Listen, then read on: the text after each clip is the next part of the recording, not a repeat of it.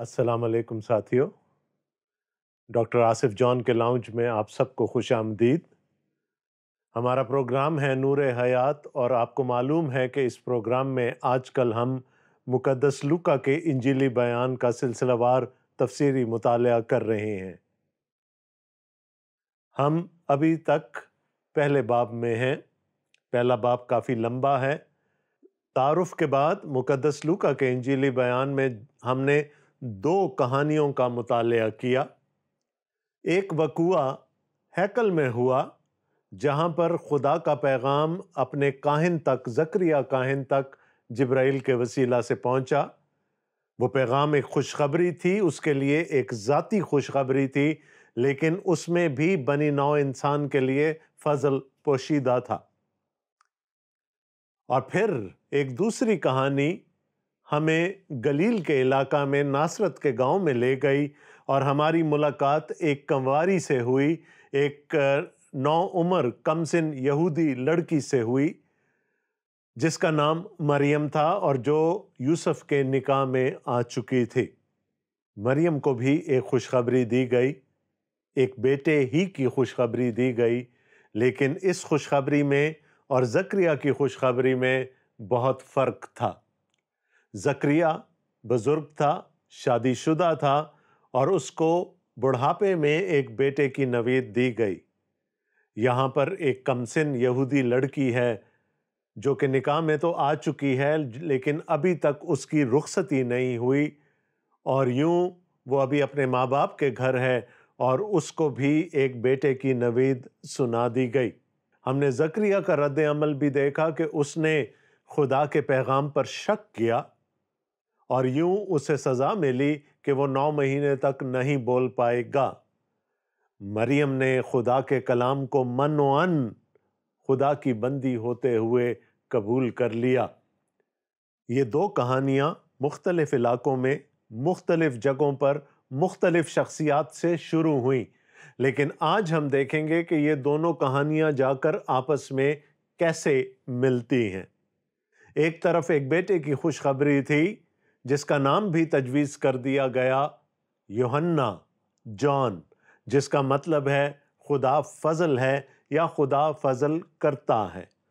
دوسرے طرف بھی ایک بیٹے ہی کی خوشخبری تھی، اور اس کا نام بھی پیدائش سے پہلے ہی تجویز کر دیا گیا۔ خدا نے خود تجویز کیا، یسوع، جس کے معنی ہے خدا نجات ہے یا خدا نجات دیتا ہے۔ اب آپ یہ دیکھیں کہ یہ دونوں بچے جن میں کہ 6 مہینے کا فرق ہے، ابھی ان کی پیدائش نہیں ہوئی، لیکن ان دونوں کا تعلق خدا کی بھیجی ہوئی نجات سے ہے۔ اور جیسا کہ ہم جانتے ہیں کہ نجات خدا کے فضل سے ہے، سو ہم دیکھ سکتے ہیں کہ ایک بچے کا نام خدا فضل ہے رکھا گیا، اور دوسرے کا نام خدا نجات ہے۔ ہم نے جانا کہ مریم کو ایک نشان دیا گیا تھا، اور وہ نشان یہ تھا کہ اس کی رشتہ دار الشبا بھی حمل سے ہے، اور اس کے حمل کو 6واں مہینہ ہے۔ اور ہم نے یہ بھی دیکھا تھا کہ مریم ہماری طرح ایک سادہ سی انسان تھی جس میں خوبیاں بھی تھیں، خامیاں بھی تھیں، اور وہ خدا کی دی ہوئی خوشخبری کی تصدیق کرنے کے لیے یہودیہ کے پہاڑی علاقے میں الشبا کے گھر چلی گئی، اور یوں یہ دونوں کہانیاں جو مختلف جگہوں پر شروع ہوئی تھیں یکجا ہو گئیں۔ آج ہم آگے پڑھیں گے کہ پھر کیا ہوا، اور ہم دیکھیں گے مقدس لوکا کا انجیلی بیان، اس کا پہلا باب اور اس کی 41ویں آیت سے۔ خداوند کے کلام میں یوں مرقوم ہے، اور جو ہی الشبا نے مریم کا کلام سنا تو ایسا ہوا کہ بچہ اس کے پیٹ میں اچھل پڑا، اور الشبا روح القدس سے بھر گئی، اور بلند آواز سے پکار کر کہنے لگی کہ تو عورتوں میں مبارک، اور تیرے پیٹ کا پھل مبارک ہے، اور مجھ پر یہ فضل کہاں سے ہوا کہ میرے خداوند کی ماں میرے پاس آئی، کیونکہ دیکھ جو ہی تیرے سلام کی آواز میرے کان میں پہنچی، بچہ مارے خوشی کے میرے پیٹ میں اچھل پڑا، اور مبارک ہے وہ جو ایمان لائی، کیونکہ جو باتیں خداوند کی طرف سے اس سے کہی گئی تھیں وہ پوری ہوں گی۔ میں نے آپ سے کیا کہا تھا؟ مریم تصدیق کرنے الشبا کے پاس آئی اور خداوند نے روح القدس کے وسیلہ سے الشبا کے ذریعے سے اس کو تسلی کا پیغام دے دیا اور اس کو یہ بھی بتا دیا کہ جو باتیں اس سے کہی گئی تھیں ان کا پورا ہونا ضرور ہے۔ 45ویں آیت اگر آپ دیکھیں لکھا ہے، اور مبارک ہے وہ جو ایمان لائی۔ خداوند کیا کہنا چاہ رہا ہے مریم سے کہ اب اس کے بعد شک نہ کرنا، اب اس کے بعد کوئی وہم یا وسوسہ اپنے دل میں نہ پالنا۔ وہ سب باتیں جو تجھ سے کہی گئی ہیں وہ سب پوری ہوں گی۔ جو باتیں خداوند کی طرف سے اس سے کہی گئی تھیں وہ پوری ہوں گی۔ تو جس کام سے مریم الشبا کے پاس گئی تھی وہ کام پورا ہو گیا، ان باتوں کی تصدیق ہو گئی، وہ نشان اس کے لیے سچ ٹھہرا۔ اب یہ دیکھیں کہ الشبا اپنے حمل کے 6 ماہ میں ہے، اور چند باتیں ہیں جو بہت ہی خوبصورت ہیں یہاں پر۔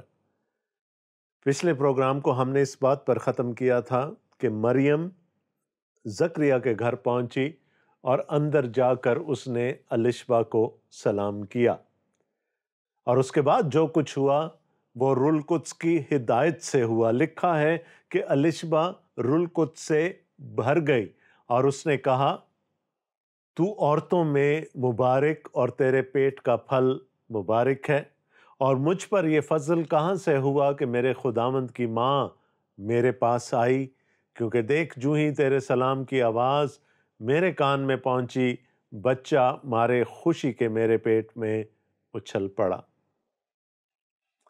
مبارک ہے تو، یقیناً مقدسہ مریم مبارک ہیں، ان پر خدا کا فضل ہوا تھا، اور ان سے الشبا نے کہا تو مبارک ہے اور مبارک ہے تیرے پیٹ کا پھل، وہ بچہ جو تیرے رحم میں پل رہا ہے۔ یعنی اس رات جب جبرائیل مریم پر ظاہر ہوئے تھے، اسی رات مریم کا حمل ٹھہر گیا تھا، اور اب وہ بچہ یسوع ان کے پیٹ میں پل رہا ہے۔ الشبا روح القدس سے معمور ہو کر مقدسہ مریم کو مبارک کہتی ہے، اور اس کی ایک وجہ ہے۔ یسوع مسیح کی پیدائش تاریخ میں نہ اس دن سے پہلے کبھی ہوئی اور نہ اس کے بعد دوبارہ ہوگی۔ یہ اپنی ذات میں ہونے والا بڑا اچھوتا واقعہ ہے جو پھر کبھی نہیں ہوگا۔ بنی اسرائیل میں اس دن سے پہلے لاکھوں کروڑوں کنواریاں ہوں گی، لیکن خدا کی نظر کرم مریم پر جا کر ٹھہری، اور مریم کو چن لیا گیا تاکہ وہ اس بڑے واقعے کا حصہ بن سکے۔ میں نے پہلے کہا تھا اس میں مریم کی کوئی خوبی نہیں ہے، وہ ہماری طرح ایک انسان ہے، اس میں خوبیاں بھی ہیں اور خامیاں بھی ہیں۔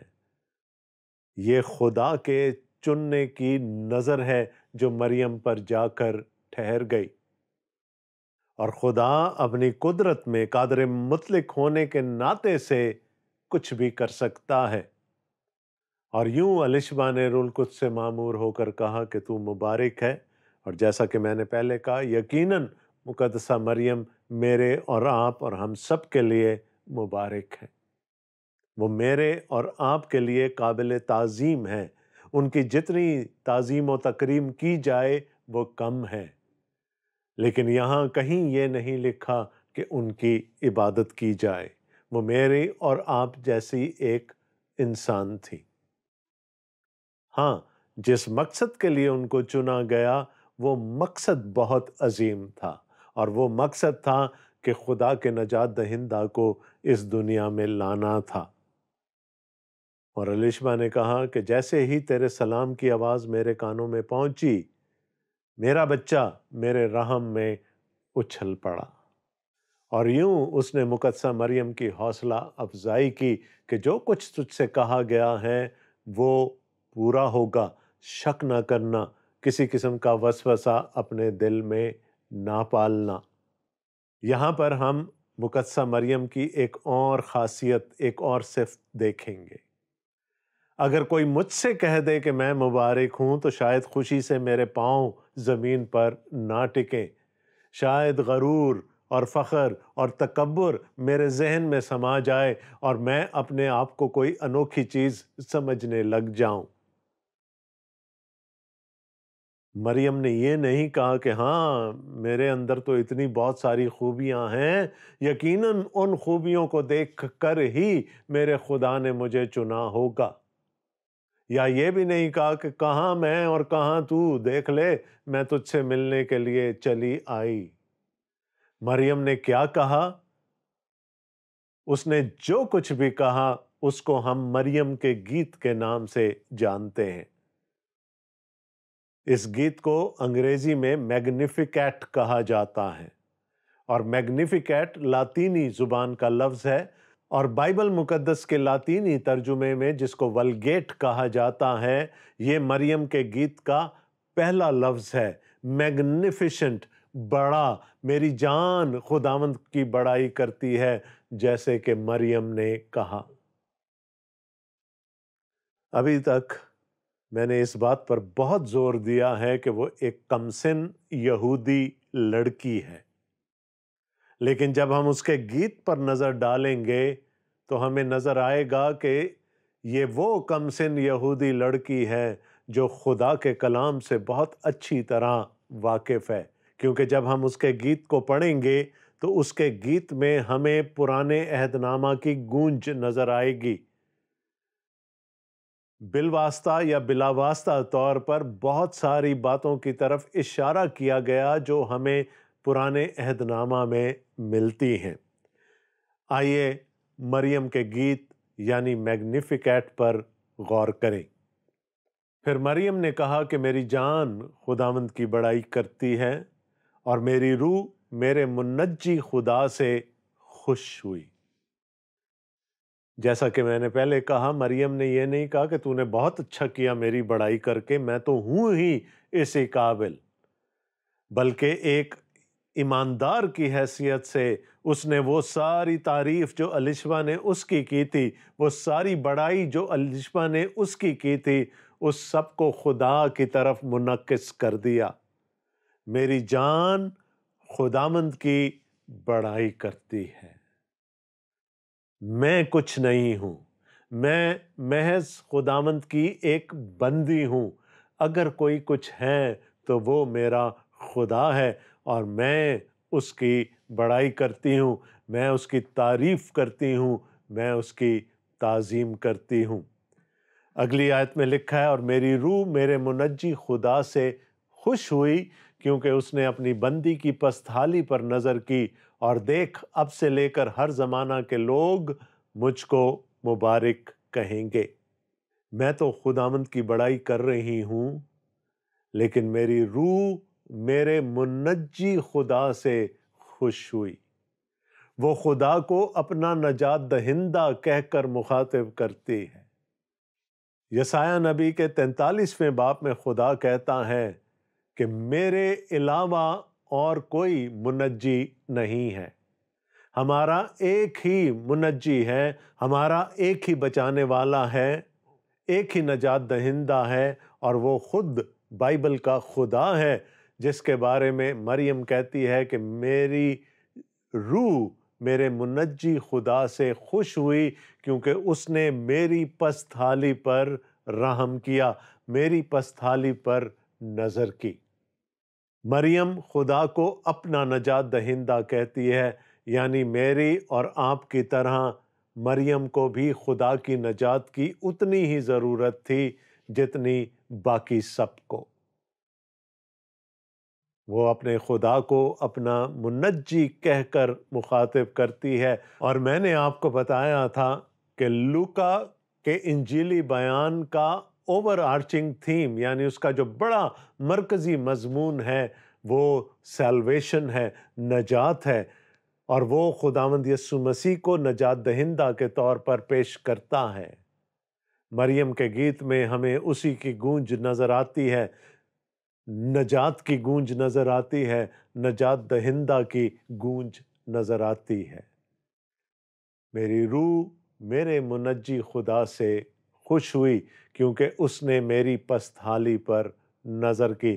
وہ کہتی ہے میں کچھ نہیں ہوں، میں تو ایک پستھال انسان ہوں، لیکن میرے خدا نے مجھ پر یہ نظر کی، اس نے مجھے چن لیا اتنے بڑے کام کے لیے کہ میں اس کی نجات کو اس دنیا کے لیے پیش کر سکوں، اور اب سے لے کر ہر زمانہ کے لوگ مجھ کو مبارک کہیں گے۔ جیسا کہ میں نے پہلے کہا، مقدسہ مریم مبارک ہیں اور ہمیشہ رہیں گی، کیونکہ وہ مقصد بہت مبارک تھا جس کے لیے ان کو چنا گیا۔ کیونکہ اس قادر نے میرے لیے بڑے بڑے کام کیے ہیں اور اس کا نام پاک ہے۔ وہ اقرار کر رہی ہے اس خدا کا جو قادر مطلق ہے اور جو پاک ہے، جو مقدس ہے۔ اس کا مطلب کیا ہے کہ وہ اپنی پست حالی کا اقرار کر رہی ہے، وہ اس بات کا اقرار کر رہی ہے کہ اس کے پاس کوئی قدرت، کوئی طاقت نہیں ہے، اور وہ اس بات کا اقرار کر رہی ہے کہ وہ خود پاک نہیں ہے۔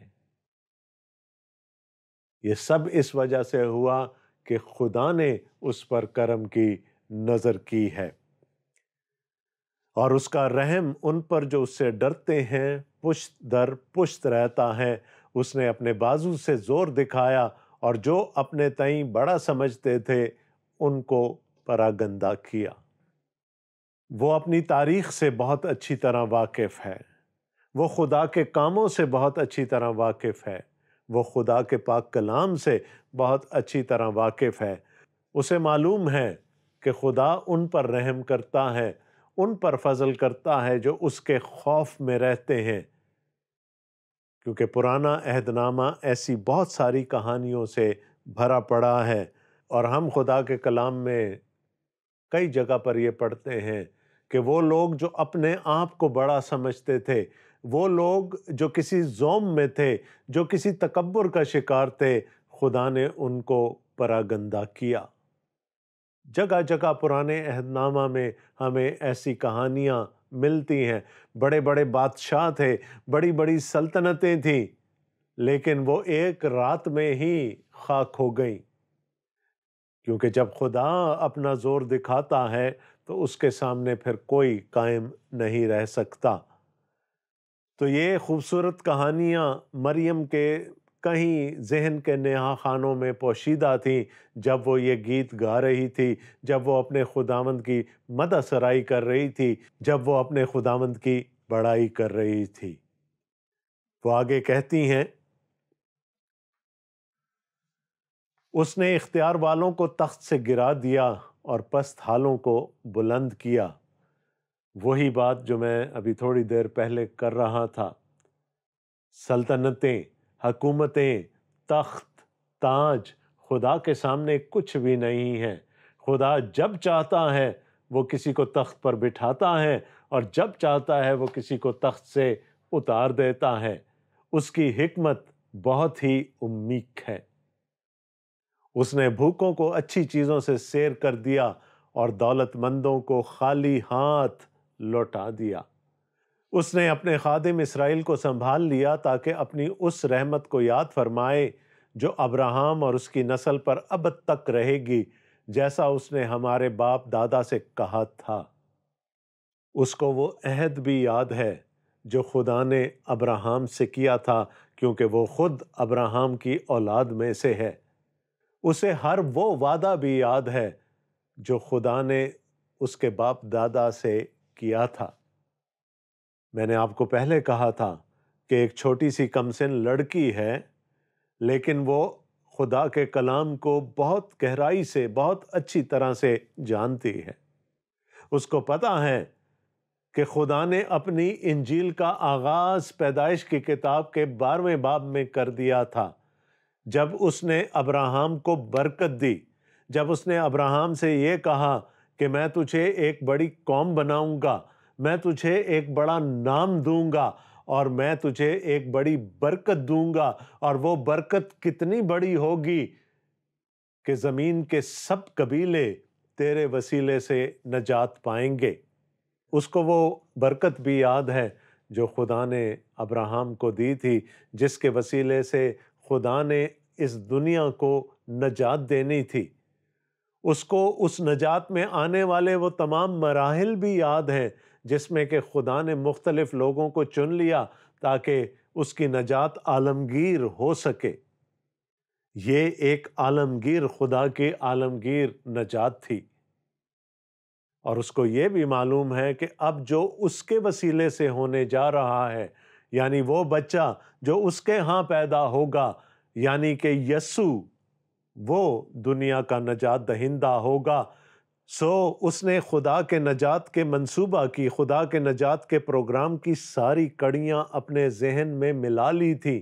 اس کو معلوم تھا کہ یہ سلسلہ ابراہیم سے شروع ہوا ہے اور اب یہ خداوند یسوع مسیح تک پہنچنے والا ہے، اور وہ خدا کی بڑائی اس لیے بھی کرتی ہے کہ خدا نے اپنی اس نجات کے پورے منصوبے میں اس کو بھی ایک بڑے اعزاز کے ساتھ شامل کر لیا ہے کہ وہ یسوع مسیح کی ماں کہلائے گی، اس نجات دہندہ کی ماں کہلائے گی جس نے کہ ابراہیم سے کیے گئے خدا کے وعدہ کو پورا کرنا ہے۔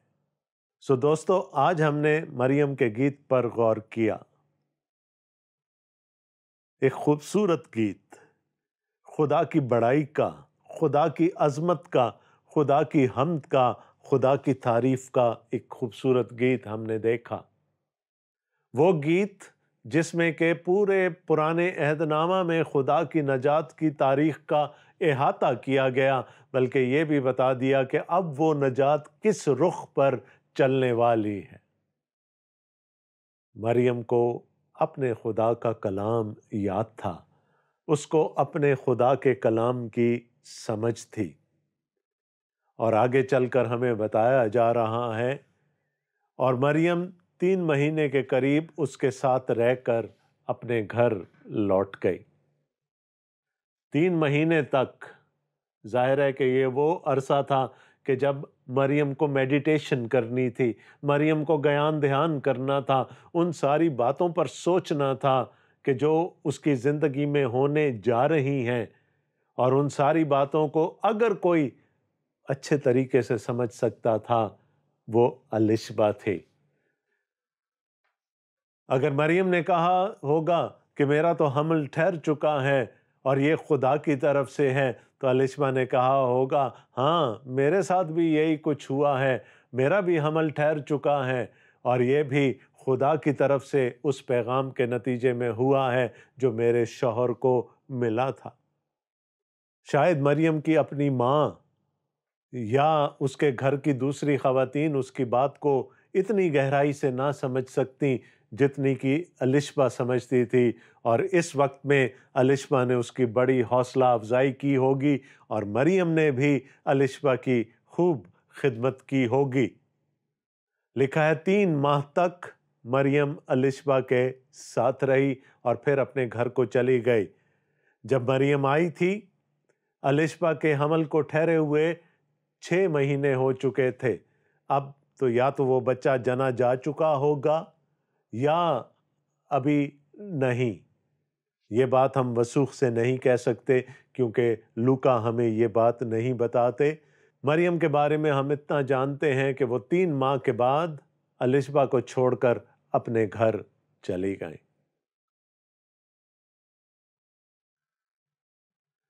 کہانی یروشلم سے شروع ہوئی تھی، خدا کی ہیکل سے شروع ہوئی تھی، خدا کی ہیکل کے پاک مکان سے شروع ہوئی تھی۔ کہانی یہودیہ کے پہاڑی علاقے میں چلی گئی، اور پھر ہم نے دیکھا کہ کیمرہ زوم کر کے گلیل کے علاقہ کے ایک گاؤں ناصرت میں چلا گیا، اور ہماری ملاقات ایک کنواری مریم سے ہوئی۔ دونوں کہانیوں کا آپس میں ایک گہرا تعلق ہے، اور اس تعلق کے بارے میں ہم اگلے پروگرام میں بھی سیکھیں گے۔ لیکن آج ہم نے جانا کہ جب مریم کو تسلی کی ضرورت تھی، جب مریم کو حوصلہ افزائی کی ضرورت تھی، تو وہ الشبا کے پاس چلی گئی۔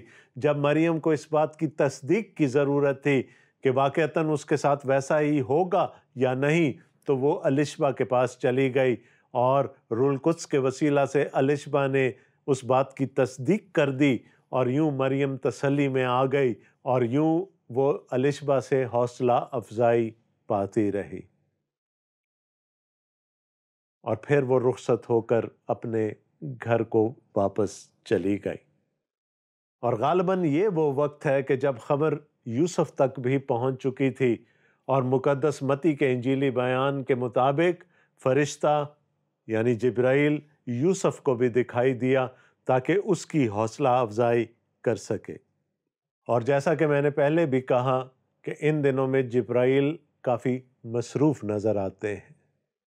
خدا نے اپنی چپ توڑ دی، خدا کا کلام پہلے زکریا کو، پھر مریم کو، اور پھر یوسف کو ملا، اور اب خدا کا کلام، مجسم کلام، اس دنیا میں آنے والا تھا۔ کہانی ابھی جاری ہے دوستو، ہے نا مزے کی کہانی؟ تو مجھے امید ہے کہ آپ اگلا پروگرام ضرور دیکھیں گے، جس میں ہم اس کہانی کو آگے لے کر چلیں گے اور زکریا کے گیت پر نگاہ ڈالیں گے۔ تب تک کے لیے اپنے میزبان ڈاکٹر آصف جان کو اجازت دیجیے، جو آپ کے لیے دعا گو ہیں کہ خدا آپ کو اپنے حفظ و امان میں رکھے اور اپنے نام کے جلال کے لیے استعمال کرتا رہے۔ آمین۔ خدا حافظ۔